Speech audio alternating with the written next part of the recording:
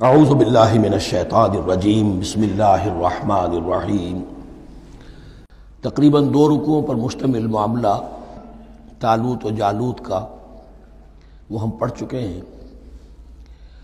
اور یہ گویا کہ اب غزوہ بدر کے لیے ذہنی اور نفسیاتی تیاری ہو رہی ہے، اور غزوات کے لیے جیسا کہ میں نے عرض کیا جہاں سرفروشی کی ضرورت ہے وہاں انفاق مال کی بھی ضرورت ہے، تو اب یہاں بڑے زوردار انداز میں پھر انفاق کی طرف توجہ دلائی جا رہی ہے۔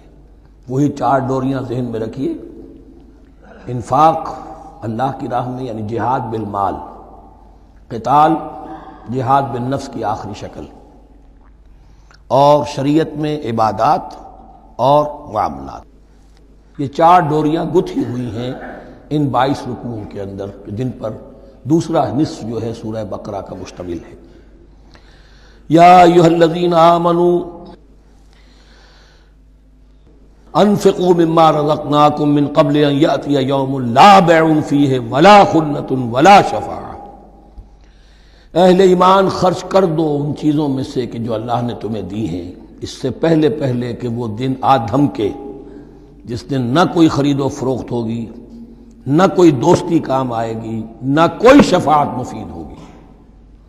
والکافرون هم الظالمون، اور کافر ہی تو ظالم ہیں۔ اب یہاں کافر سے مراد کون ہے؟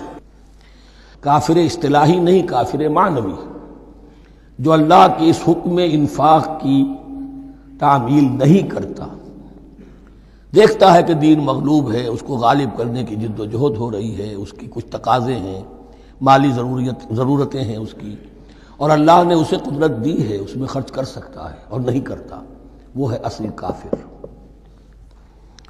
اس کے بعد وہ آیت آ رہی ہے جو قرآن حکیم کی عظیم ترین آیت ہے، حضور فرمان نبوی صلی اللہ علیہ وسلم، آیت الکرسی۔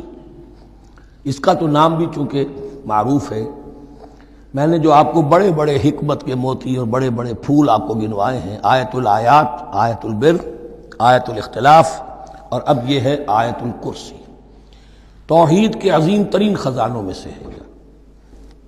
ہی سیدۃ آیات القرآن، حضور نے فرمایا یہ تمام آیات قرآنی کی سردار ہے۔ جس طریقے سے آیہ بر اور سورۃ العصر میں ایک نسبت ہے کہ ہدایت اور نجات کی شرائط ساری کی ساری ایک چھوٹی سی صورت میں اللہ نے جمع کر دی، والعصر ان الانسان لفی خسر الا الذین آمنوا وعملوا الصالحات وتواصوا بالحق وتواصوا بالصبر، لیکن اس کی تفصیل ایک آیت میں آئی، وہ آیت البر ہے۔ چنانچہ جو منتخب نصاب ہم نے مرتب کیا ہے دعوت قرآن کے لیے، میں پہلا درس سورۃ العصر کا ہے اور دوسرا درس آیت البر کا ہے۔ جو نسبت سورۃ العصر میں ہے کہ وہ سورت ہے، یہ آیت ہے، لیکن اس آیت میں کئی سورتیں نکل سکتی ہیں حجم کے اعتبار سے سورۃ العصر کے برابر۔ یہی نسبت ہے سورہ اخلاص میں، 4 آیتیں، توحید کا عظیم ترین خزانہ، اور یہ آیت الکرسی، یہ آیت ہے۔ سورہ اخلاص اس میں 4 بن جائیں گی حجم کے اعتبار سے، لیکن اسے حضور نے ثلث قرآن قرار دیا ہے، توحید کے موضوع پر جامع ترین سورۃ الاخلاص، لیکن توحید اور خاص طور پر توحید فی الصفات کے موضوع پر عظیم ترین آیت یہ آیت الکرسی ہے۔ اللہ لا الہ الا ہو، اللہ وہ معبود برحق ہے جس کے سوا کوئی الہ نہیں، بڑا کیٹیگوریکل۔ الحی القیوم، وہ زندہ ہے از خود اور باخود، اس کی زندگی مستعار نہیں ہے۔ وہ جو کہا ہے کہ مانگ کے لائے تھے 4 دن، 2 آرزو میں کٹ گئے 2 انتظار میں، عمر دراز مانگ کے لائے تھے، اللہ کی زندگی ہے، اس کی از خود زندگی کسی کی دی ہوئی نہیں، اور اس زندگی میں کوئی ضعف نہیں، کوئی کمزوری نہیں، کوئی احتیاج نہیں، آگے آ جائے گا، نہ اسے نیند آتی ہے نہ اونگ آتی ہے۔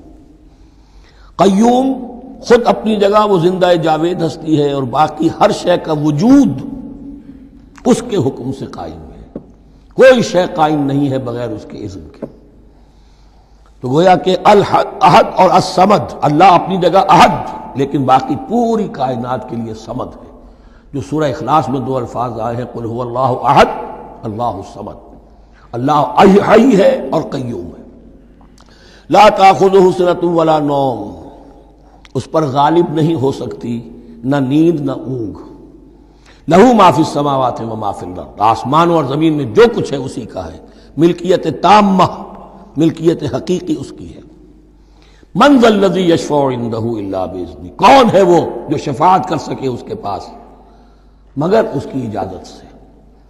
اب یہ مقام آیا ہے سورہ بقرہ میں پہلی مرتبہ، 3 مرتبہ کیٹیگوریکل ڈینائل کے بعد، کوئی شفاعت نہیں، کوئی شفاعت نہیں، کوئی شفاعت نہیں۔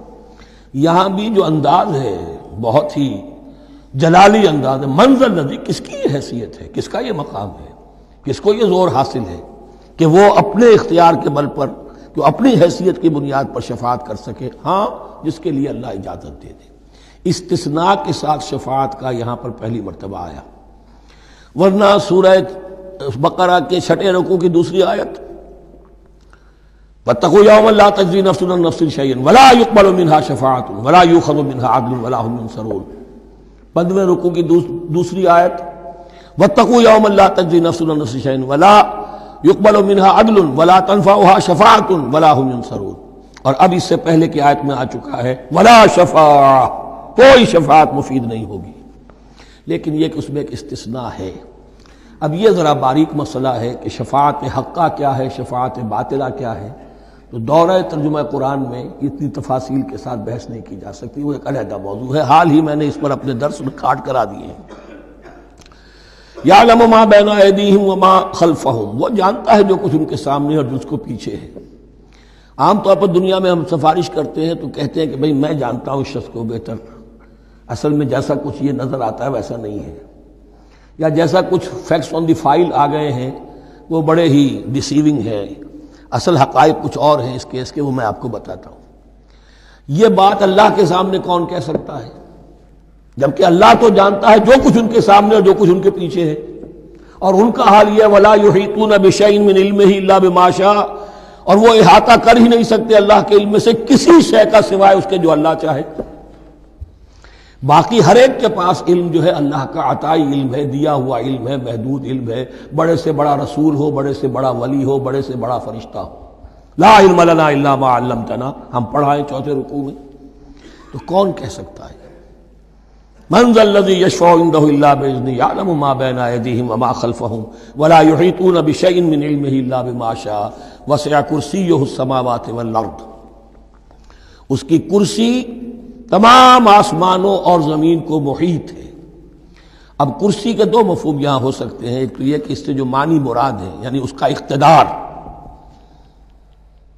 اس کی قدرت، اس کا جبر، اس کا اختیار، یہ اتھارٹی پوری کائنات کو۔